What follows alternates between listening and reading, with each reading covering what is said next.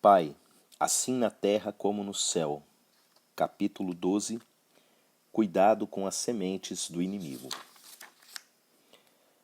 Conta-se que nos dias de John Wesley, quando o avivamento do grande despertar parecia estar desfalecendo, ele orou a Deus: Senhor, manda-nos o antigo avivamento sem seus defeitos, mas se não for possível, manda-o de volta com todos os seus defeitos. Precisamos de um avivamento. Essa oração nos remete a uma realidade. Em tempos de avivamento, é quase impossível impedir que o fogo estranho se misture com o verdadeiro fogo de Deus. Segundo o Dr. Seuss, nunca houve uma semeadura de Deus na terra que não fosse supersemeada por Satanás. Nem houve crescimento vindo de Cristo sem que as ervas do maligno se misturassem para impedir o crescimento. Duas realidades sempre estarão presentes em tempos de avivamento. A primeira delas é que o inferno promoverá sua cópia genérica, tentando desqualificar a obra do Espírito Santo. Nos dias de Azusa, muitos eram internados em manicômios como se tivessem enlouquecidos. Possessões eram frequentes, tentando imitar a operação sobrenatural de Deus. Adam Clarke disse: a natureza, como também Satanás, sempre se mescla tanto quanto possível com o verdadeiro trabalho do Espírito, de forma a levá-lo ao descrédito e a destruí-lo. A segunda realidade é que todos os avivamentos históricos, em todos eles, seus catalisadores pagaram um alto preço. Muitos foram considerados loucos, outros foram perseguidos e alguns até excluídos pelo sistema religioso da época. Veja o exemplo do próprio John Wesley, quando ele ignorou todas as restrições eclesiásticas e normas religiosas e insistiu em pregar fora dos templos ao ar livre. Os homens consideraram sua reputação arruinada. Homens que são escravos das opiniões alheias não podem ser usados em tempos de avivamento. Os avivalistas quase nunca foram reconhecidos em sua própria geração. Hoje nos orgulhamos de falar de Wesley, mas em seus dias, inúmeras vezes, lhe atiravam botas e os expulsavam para que não pregasse. Os irmãos de Jesus eram tratados pela mídia jornalística da época como fanáticos e ocultistas.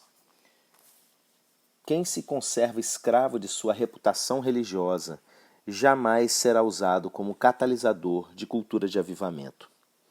Há um preço a ser pago. Quem tem ouvidos para as críticas e para as opiniões da maioria jamais será sensível ao que Deus fará nesses dias. A maioria está em busca de conforto, jamais de confronto. Se tem uma coisa que não combina com o avivamento, é o caminho da maioria. O avivamento anda na contramão de muito daquilo que nós conhecemos como o Evangelho. O epicentro do avivamento não está nas grandes concentrações com palcos e luzes arrebatando multidões, não. Ele brota do lugar secreto, de alguns corações queimando.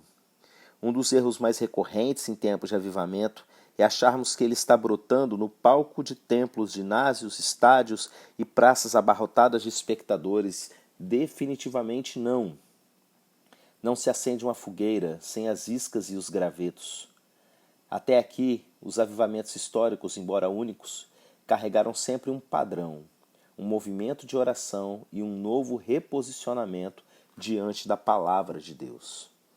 Eram poucos, 120 em Atos, algumas fagulhas entre os moravianos, Evan Roberts e alguns adolescentes do país de Gales, Charles Fox e seus alunos na América, dentre eles Simon, em Azusa, duas irmãs nas Ilhas Hébridas e assim por diante, iscas e gravetos. Uma língua sobre cada um e não uma língua sobre a multidão é o que Atos nos ensina. Sim, ele vai se manifestar publicamente, ele vai inundar praças e templos, ele vai incendiar ginásios e estádios, mas antes será gerado no secreto. E quando der à luz a criança, precisa ser escondida. Todo fogo tem que ser protegido em seu início, até que tome forma e crie seu próprio caminho. Esse é um padrão de Deus. Joquebedes que escondeu a criança por 3 meses. Jesus foi escondido no Egito. Todo fogo precisa ser protegido sobre as iscas e gravetos até que incendeie a lenha. É fácil apagar o fogo de um graveto, mas não se apaga o fogo de uma floresta. A criança é gerada no útero, na intimidade. Quando nasce, deve ser protegida. Assim é o avivamento. É gerado num lugar secreto.